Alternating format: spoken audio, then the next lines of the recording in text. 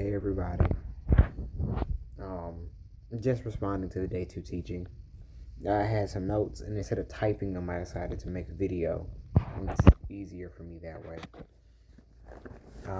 A cool thing that was said was not being a participant in the assignment is why it takes so long, and I completely agree with that statement. I have been skirting by what I needed to do, and that's kind of why it's been so long for the goal that I've had.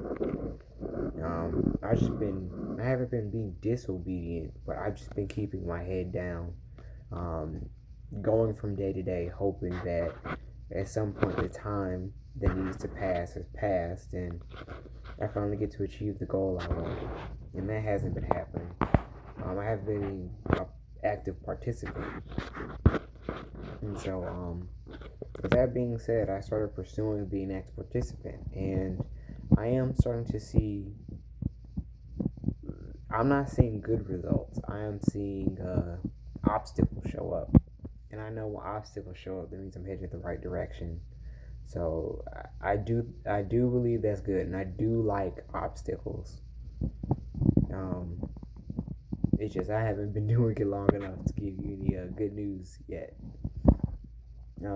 Another thing that she had said was teaching your mate how to love properly. I think that is awesome because you may be the best lover out there. Not talking about just sexual contact, but I mean being able to express love in all the ways that they're able to express love. But your mate will still bring a perspective to showing love that you did not know. And you can always just learn from each other back and forth. So I do like that. Even though right now you have to be all of the love um, showing at the moment, their Holy Spirit selves come out and they will blow you out of the water with what you think you can do now. Um, the third thing I wanted to talk about was the chapter 10 of the Sexual Desire book. That's what I like to call her book, Sexual Desire book. Chapter 10 is about Song of Solomon, and I never thought about it, but that the Shunammite woman, she is a woman of valor.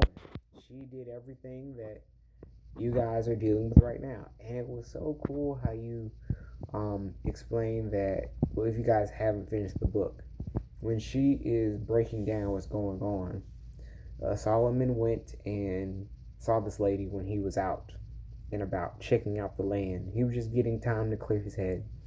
He saw the woman. He was trying to spit game, and she wasn't having it. Everybody knew who he was except for this lady. So she didn't recognize him. So when they were talking, he felt like she treated him as an actual person. After their time together, he was like, I'm gonna come back because I like you. I want to be with you. And she's down. She's had a good time with the person. They're friends. And he, after saying he's gonna come back, it's been an entire year since then. I mean, she is believing this dude is going to be with her, and she's having dreams about him. And they only list one dream. The way God works, you have a bunch of dreams. You'll see stuff every day that will remind you of what God was telling you. And she went a whole year without contact, and there were no phones. You send pigeons, maybe mail, buy horses, but that's it. So she didn't hear from him for an entire year until he came back with a royal procession announcing that he was coming to claim his woman. So that's a real woman of valor. That is. I really like that perspective he brought to it, and I want to read it again with just that in mind and seeing the trials that she went through, even being married to the dude. Of her still being a woman of valor, still fighting for her family and her man. And the last thing that I wanted to talk about was think of the time you have now. A lot of us are still having the ramifications of sexual perversion, married or not. And there is a certain time period that you have to detox from that before before you can fully experience sexual desire.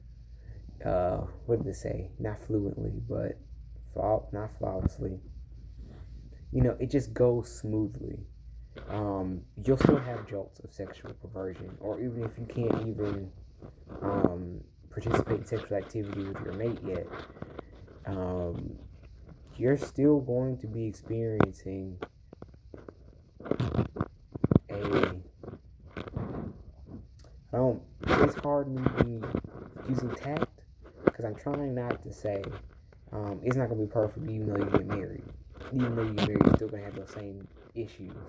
If they were bringing in, um, if they're bringing in a certain position that's influenced by sexual perversion, they're not gonna just stop doing that, putting a wedding ring on.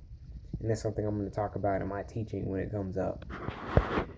But that's something you're still going to have to deal with. And the time period that you have now separated from them is the time period you need to prepare. During that year, I don't believe that the Shunammite woman knew to prepare. But us, we have all the tools that she had, plus we have her story, us being able to fight for each other spiritually, and we have Holy Spirit. So take this time separated to be able to prepare and fight and deal with these spirits of perversion before you come up to battle and you're not prepared.